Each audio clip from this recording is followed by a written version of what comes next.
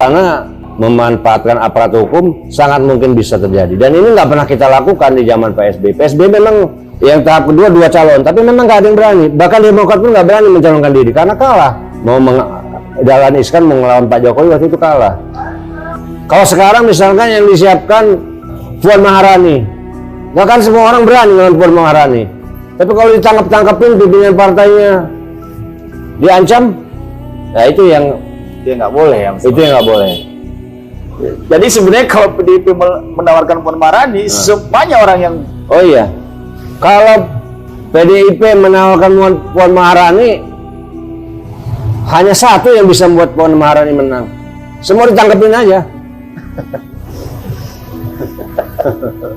itu lah. Iya itu kan. Nih saya silakan aja mau dimuat lah. SBY bukan orang sembarangan. Informasinya, kualitasnya dia cek satu persatu. Dia sudah ketemu dengan seluruh pimpinan partai kecuali PDIP. Semua mengeluh.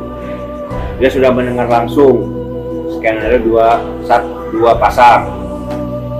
Lalu dia melakukan pengecekan pada orang yang mendengar langsung dari mulutnya Pak Presiden. Pak Presiden hanya mau 2 calon. Kenapa 2 calon Pak Presiden?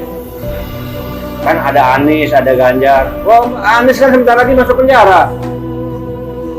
Terus partai-partai lain yang di KIB segala kalau nggak nurut ya tinggal masuk penjara aja itu. Nah, kayak gitu.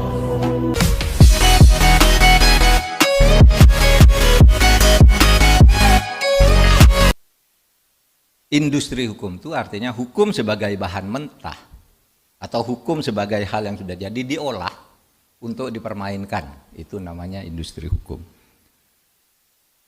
Misalnya industri hukum itu orang tidak salah dijadikan kambing hitam, dicari pasalnya, itu dicari pasalnya, ditekan sedemikian rupa, itu industri hukum.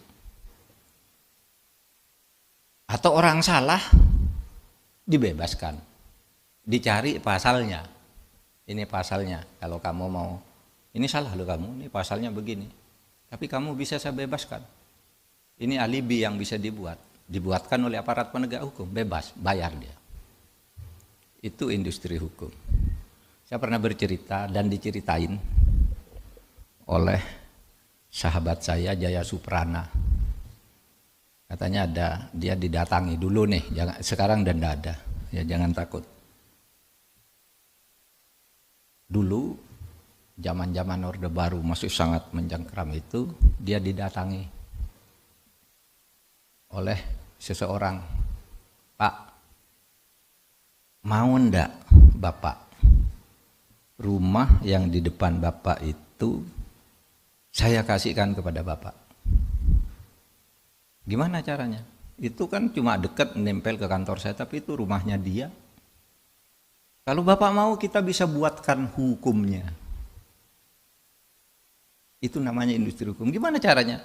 Laporkan bahwa dia nyerobot tanah Bapak, nanti kita buat buktinya lah, atur dengan polisi, atur dengan BPN, atur dengan ini, jadi Pak.